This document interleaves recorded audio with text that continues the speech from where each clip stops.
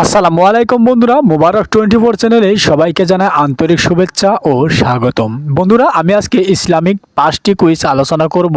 আপনারা যদি বলতে পারেন অবশ্যই কমেন্টস করে জানাবেন। আমি উত্তরগুলোকে একটু হাইলাইট করে দিব, আপনারা যদি চেষ্টা করেন অনায়াসে বলতে পারবেন।